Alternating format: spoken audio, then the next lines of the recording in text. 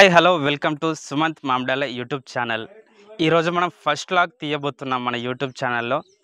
మనం ఇప్పుడు కరీంనగర్ డిస్టిక్ చొప్పదండి మండల్ చాకుంట గ్రామానికి వచ్చాము.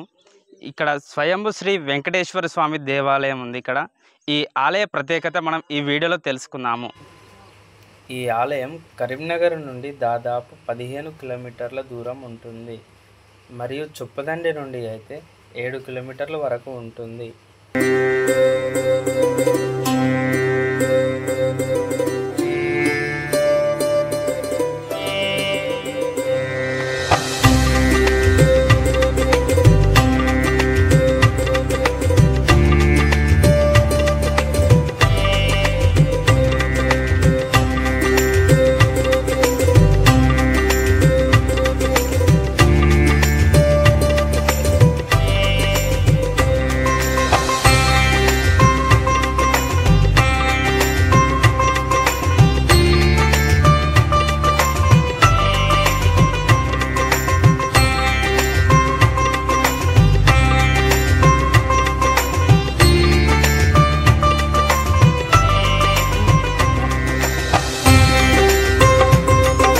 మనం గుడి చుట్టూ ప్రదక్షిణ చేయడానికైతే గుడి వెనుక వైపున ఈ 2 గుట్టల మధ్యలో మనకి దారి అయితే ఉంది. ఈ సన్నటి దారి మధ్యలో నుండి మనం ప్రదక్షిణ చేస్తున్నాము. ఇది చూడొచ్చు మీరు, ఈ గుడి వెనుక వైపున ఈ గుట్ట మధ్యలో ఉంది. నమస్కారం స్వామి. జై శ్రీమన్నారాయణ. ఇక్కడ ఈ ఆలయ విశిష్టత మన వీడియోలో చెప్పండి. కళ్యాణాద్భుత గాత్రాయ కామితార్థప్రదాయినే శ్రీమద్ వెంకటనాథాయ శ్రీనివాసాయ మంగళం. జై శ్రీమన్నారాయణ. ప్రియ భగవద్ బంధువులందరికీ కూడా ఆ స్వామివారి యొక్క అనేక మంగళహారతులు చేస్తూ ఉన్నాం. మరి చాగుంట గ్రామం చొప్పదండి మండల్ కరీంనగర్ డిస్టిక్లో గల ఈ యొక్క గ్రామంలో గత 500 సంవత్సరాల క్రితం మా తాతగారు అయినటువంటి యొక్క మానవాల కులశేఖరాచార్యుల వారు ఆ స్వామివారికి, శ్రీ వెంకటేశ్వర స్వామివారికి పరమ భక్తుడుగా ఉండేవారు. మరి వారు నిత్యము ఇక్కడ నుండి కాలినడకలో తిరుపతికి వెళ్ళి స్వామి యొక్క దర్శనాన్ని చేసుకొని మళ్ళీ తిరిగి తన స్వగ్రామమైన చాకుంటానికి వచ్చేవారు. మరి అదే ప్రక్రియలో భాగంగా తన వృద్ధాప్యం వచ్చింది. మరి వృద్ధాప్యంలో చివరి దశలో తిరుపతిలోకి వెళ్ళి స్వామిని దర్శనం చేసుకొని, స్వామి మరి నేను చూడకుండా నేను ఉండలేను, మరి ఒక దర్శనం నాకు కల్పించని చెప్పి చివరిగా అక్కడ స్వామికి దర్శనం చేసుకొని మళ్ళీ తన గ్రామమైన చాకుంటకి వచ్చారు. మరి రావడంతో అట్లా 41 రోజుల తర్వాత సరిగా వైశాఖ మాసంలో శుక్లపక్ష ఏకాదశి నాడు స్వామివారు మా తాతగారి కలలో కనిపించి, నాయన నేను మీ గ్రామమైన చాకుంట గ్రామంలో ఫలాని చెట్టు కింద పుట్టలో వెలిశాను, మరి వచ్చి నన్ను దర్శనం చేసుకో అని చెప్పి చెప్పడం జరిగింది. మరి ఆ చెప్పడం వెంటనే మా తాతగారు ఊరందరిని కూడా పోగు వేసుకొని ఆ స్వామివారు చెప్పినటువంటి ఒక ఆనవాల ప్రదేశానికి వచ్చి చూసేసరికి ఆ పుట్ట లోపల శంఖ చక్ర గదా పద్మమై ఆ స్వామివారు చక్కగా దర్శనం ఇవ్వడం జరిగింది. మరి ఆ రోజు నుండి ఆ వైశాఖ మాసం ఏకాదశి అనగా మన వాడుక భాషలో మే నెలలో వైశాఖ మాసంలో ఏకాదశి నాడు మనకు స్వామివారి బ్రహ్మోత్సవంగా మనం ప్రకటించుకొని ఆ రోజు నుండి 5 రోజులు మనము పంచాన్నిక మహోత్సవముగా మరి 5 రోజులు మనం కార్యక్రమం చేసుకుంటూ ఉంటాం. మరి ఏకాదశి నుండి మొదలుకొని మళ్ళీ పౌర్ణమి తెల్లవారి పాడ్యమి వరకు కూడా మనకు ఉత్సవాలు జరుగుతూ ఉంటాయి. మరి అంతేకాకుండా ఈ యొక్క ఆలయంలో ధనుర్మాస విశిష్టత చాలా గొప్పగా చేస్తూ ఉంటాం. అట్లాగే శ్రీరామనవమి, మరి గోధా ఆండాల్ తిరునక్షత్రం, అట్లాగే ఆల్వార్ల యొక్క తిరునక్షత్రాలన్నీ కూడా మేము చాలా వైభవంగా నిర్వహించుకుంటూ ఉన్నాం.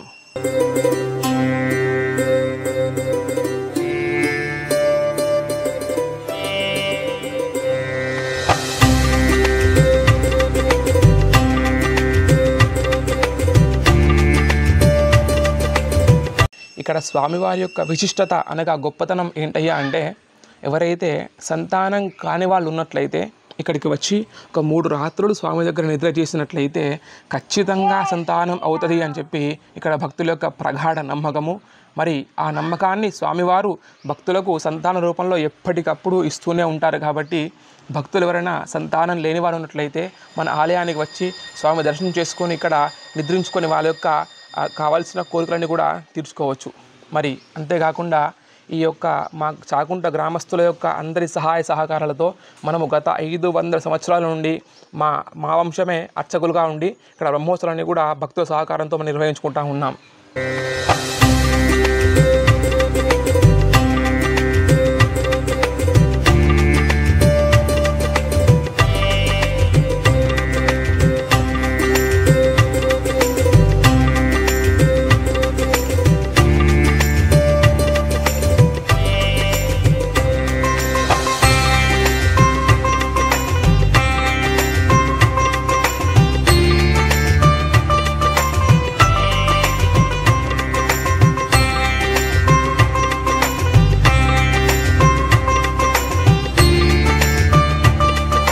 స్వామి ప్రస్తుతం ఉన్న ఆలయం ఎప్పుడు నిర్మించారు? ఈ యొక్క ఆలయము మనము 2014లో నిర్మించుకోవడం జరిగింది. మరి అంతకుముందు ఆలయం చాలా చిన్నగా ఉండేది. వచ్చే భక్తులకు ఎట్లాంటి ఇబ్బందులు ఉండకుండా చూసుకోవడం కోసం అని చెప్పి గ్రామస్తులు అట్లాగే భక్తులందరి యొక్క సహాయ సహకారాలతో మనం విరాళ రూపంగా దాదాపుగా 1 కోటి రూపాయలు ఖర్చు చేసి మనము ఆలయం ఇంత విస్తీర్ణంగా మనము కట్టుకోవడం జరిగింది ఆ స్వామి యొక్క అనుగ్రహంతో. మరి అంతేకాకుండా మనకు ప్రతి నెల శ్రవణ నక్షత్రం రోజు స్వామి నక్షత్రం కాబట్టి ఆ నక్షత్రం రోజు ప్రతి నెలలో స్వామివారికి విశేషమైన ఒక అభిషేకం చేస్తూ ఉంటాం. అంతేకాకుండా ముఖ్యమైన విషయం ఏంటంటే మనము ధనుర్మాసము, ఆ ధనుర్మాసము నెల మొత్తము కూడా బ్రహ్మాండంగా మనం ఉత్సవాలు చేసుకొని మరి ఆ గోదా రంగనాథ యొక్క కళ్యాణం కూడా మనం ఎంతో గొప్పగా భక్తులందరి యొక్క సహకారంతో మనము స్వామి అనుగ్రహంతో చేసుకుంటూ వస్తూ ఉన్నాం.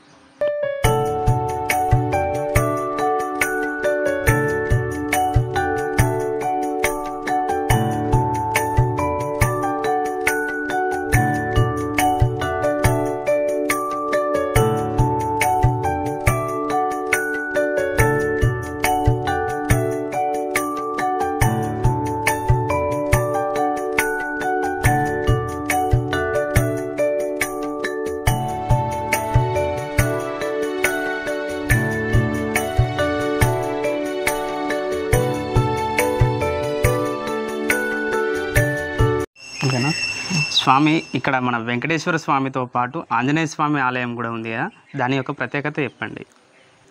మరి ప్రతి ఆలయంలో కూడా ఆలయ క్షేత్రపాలకుడు అని ఒక స్వామివారు ఉంటారు. మరి అట్లాగే మన ఆలయానికి క్షేత్రపాలకుడు ఎవరయ్యా అంటే శ్రీ అభయాంజనేయ స్వామివార్లు. కాబట్టి మరి ఆ స్వామి, ఆ వెంకటేశ్వర స్వామికి ఏ విధమైన కైంకర్యాలు చేస్తూ ఉంటామో అదేవిధంగా ఈ ఆంజనేయ స్వామి కూడా మనము నిత్యము ఆ ప్రతి ఒక్క కైంకర్యం కూడా స్వామివారికి మనము చేసుకుంటూ వస్తూ ఉన్నాం. వెనుకటి నుండి కూడా అట్లాగే వస్తూ ఉంది.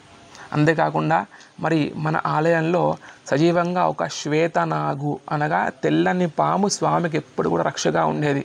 ఆలయంలో ఏదైనా చిన్నగా తప్పు జరిగినా లేదా ఏదైనా జరగకూడని సంఘటన ఆలయం జరిగినట్లయితే ఆ యొక్క శ్వేతనాగు అందరి కూడా దర్శనమిచ్చి ఇది ఇక్కడ తప్పు జరుగుతుంది అని చెప్పేది ఆ యొక్క శ్వేతనాగు. మరి భగవంతుడు నిజంగా ఈ యొక్క క్షేత్రంలో ఉన్నాడు అని చెప్పడానికి అంతకంటే పెద్ద గొప్ప నిదర్శనం ఏది కూడా లేదు. మరి ఎవరికైతే భక్తులకు ఆ శ్వేతనాగు దర్శనం ఇస్తుందో వాళ్ళకి అనుకున్న కోరిక తప్పకుండా తీరుతుంది అని చెప్పి భక్తుల యొక్క ప్రగాఢ నమ్మకం ఇక్కడ.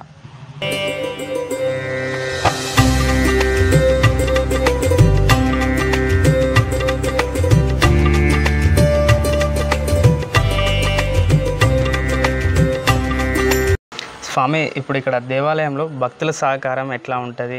ఎక్కడెక్కడ నుంచి, ఎంత దూరం నుంచి భక్తులు ఇక్కడికి వస్తూనే ఉంటారు? ఎప్పుడెప్పుడు వస్తూ ఉంటారు ఇక్కడ ఆలయానికి? మరి మనం ఈ యొక్క ఆలయం ఇంత గొప్పగా అన్ని కైంకర్యాలు నిర్వహించుకుంటూ ఉంటున్నామంటే అది మా గ్రామస్తులు అట్లాగే భక్తుల సహకారం వల్లనే అవుతుంది తప్ప ఇంకా ఎవరి వల్ల కూడా కాదు. మరి మా గ్రామస్తులు కానీ భక్తులు కానీ అనేక రకాలుగా మాకు సహాయకారం అందిస్తే మనం స్వామివారికి అనేక రకాల కైంకర్యాలు చేస్తూ ఉన్నాం. మరి మన ఆలయంలో దాదాపుగా చుట్టుపక్కల ఉండే గ్రామాల్లో ఉండే ప్రతి ఊర్లో నుంచి మనకు భక్తులు వస్తూ ఉంటారు. అట్లాగే ప్రతి శనివారం నాడు లేదా ప్రతి ఏకాదశి నాడు అట్లాగే ఏదైనా వివాహ వార్షికోత్సవాలు వాళ్ళకి సంబంధించిన ఒక శుభకార్యాలు ఉన్నట్లయితే మన ఆలయానికి వచ్చి స్వామికి దర్శనం చేసుకొని వెళ్తూ ఉంటారు.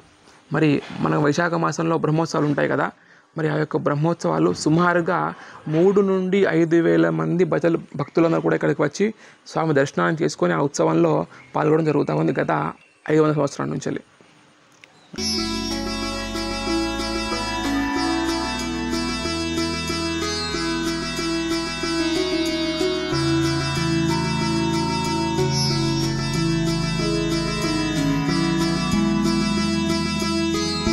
స్వామి, ఇంతకుముందు మీరు 3 రాత్రులు ఇక్కడ నిద్ర చేసి వెళ్తారన్నారు కదా, ఇక్కడ భక్తులకు ఎట్లాంటి వసతి ఉంది, ఎలాంటి ఏర్పాటు చేస్తారు ఇక్కడ? మరి ఇందాక మనం చెప్పినట్లుగానే ఎవరికైనా సంతానం అవ్వని వాళ్ళు ఉన్నట్లయితే ఇక్కడ మనము 3 రాత్రులు నిద్ర చేయాలని చెప్పాము. మరి ఆ భక్తులకు ఎట్లాంటి ఇబ్బందులు లేకుండా ఇక్కడ వసతి అన్నీ కూడా మనము గ్రామస్తుల సహకారంతో నిర్వహించుకున్నాం. మనకు పడుకోవడానికి వసతులు కూడా ఉన్నాయి. అట్లాగే ఇతర కార్యక్రమాలు కూడా అన్ని వసతులు చేసుకుంటూ ఉన్నారు. మరి అంతేకాకుండా ఇక్కడ గ్రామస్తులు కానీ భక్తులు కానీ ఎవరైనా వచ్చి ఇక్కడ నిద్ర చేసినట్లయితే వాళ్ళకు వంట చేసుకోవడానికి కానీ ఇతరమైన అన్ని ఇబ్బందులు ఏమీ కూడా లేకుండా వాళ్ళకి అన్ని వసతులు మనము గ్రామస్తుల సహకారంతో నిర్వహించుకున్నాం. మరి అంతేకాకుండా మరి ఇక స్వామి యొక్క చాలా గొప్ప విషయం ఏంటయ్యా అంటే ఎవరికైనా గర్భస్థ దోషాలు ఉన్నట్లయితే ఇక్కడికి వచ్చి స్వామివారిని మొక్కుకున్నట్లయితే ఆ గర్భస్థ దోషాలన్నీ కూడా వెళ్ళిపోతాయని చెప్పి భక్తుల యొక్క ప్రగాఢ నమ్మకం.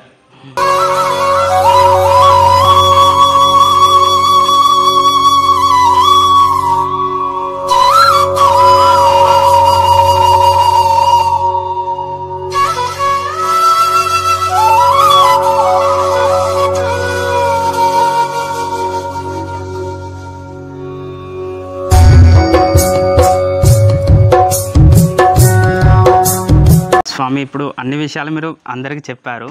ఇప్పుడు మనం స్వామివారిని దర్శించుకుందాం. ఖచ్చితంగా.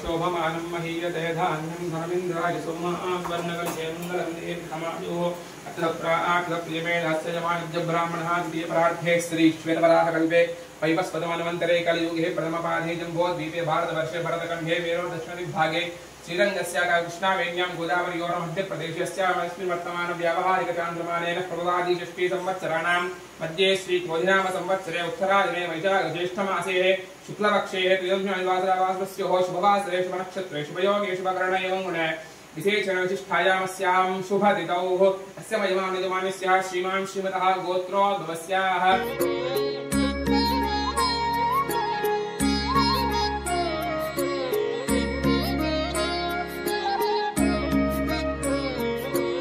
सह कुटुंबानां सभान्नवानां सपुत्रपुत्राणां क्षेमस्य धैर्य वीर्य विजय अभय आयुरारोग्यैश्वर्या बुद्ध्यर्थं धर्मार्थ काम्य मोक्ष चतुर्विधा फल पुरुषार्थ सिद्ध्यर्थं श्री भूनीला समेत श्रीमत् संतान वेंकटेश्वर स्वामी देवता सुकृत प्रसन्नाः वरदा भवतु येडुकोंडलवाड वेंकटरमण गोविंद गोविंद ईशानां जगतोऽस्य वेंकटपते विष्णोः वरां प्रिय सिंहदवक्षस्थल नित्य विवासति राम नत्वानि संवर्धनेन द्वारङ्कुलवाणि बन्धवनिधाम् पद्मावनस्तां जीवं वात्सल्यादिगुणोत्परां भगवतीं वन्दे जगन्मातरम्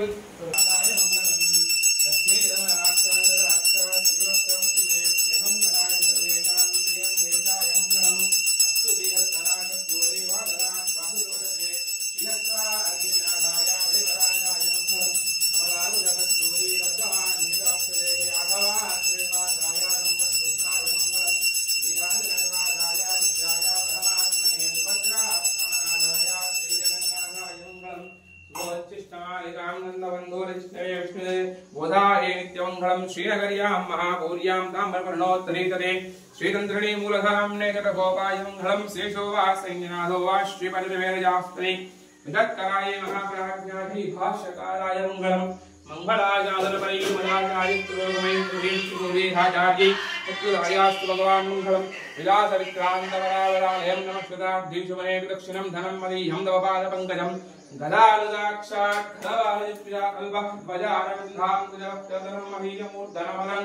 करिष्यसि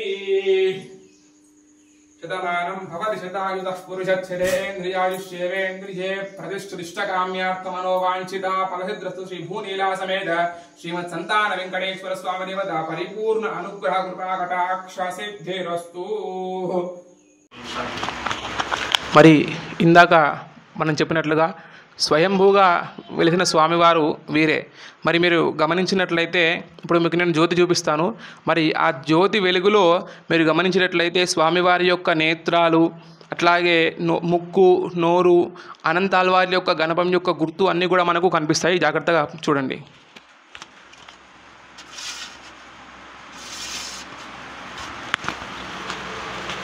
మీరు గమనించినట్లయితే స్వామివారి యొక్క 2 కళ్ళు, ముక్కు, పెదాలు, అట్లాగే అనంతాల్వారి యొక్క గుణపం యొక్క గుర్తు, అట్లాగే ఇక్కడ చక్రము, శంకు, ఇదే రూపకంగా స్వామివారు సాక్షాత్తుగా ఇట్లాగే స్వయంగా ఇక్కడ వెలవడం జరిగింది.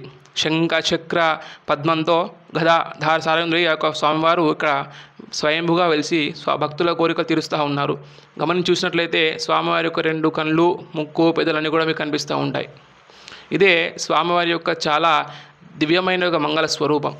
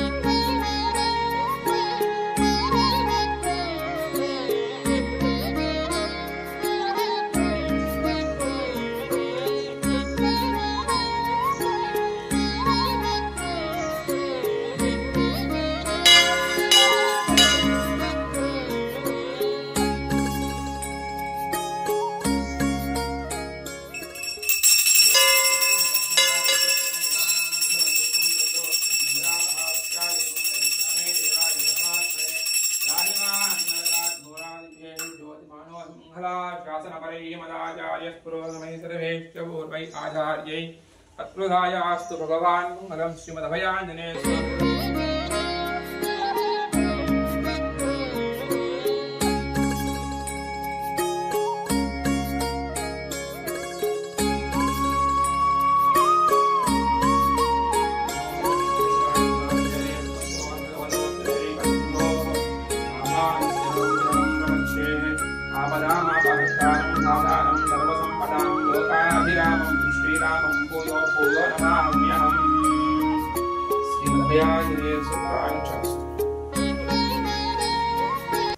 ఇక్కడ మనం చాకుంట మన టెంపుల్లోనే ఇక్కడ భక్తులను అడిగి కొన్ని విషయాలు తెలుసుకుందాం.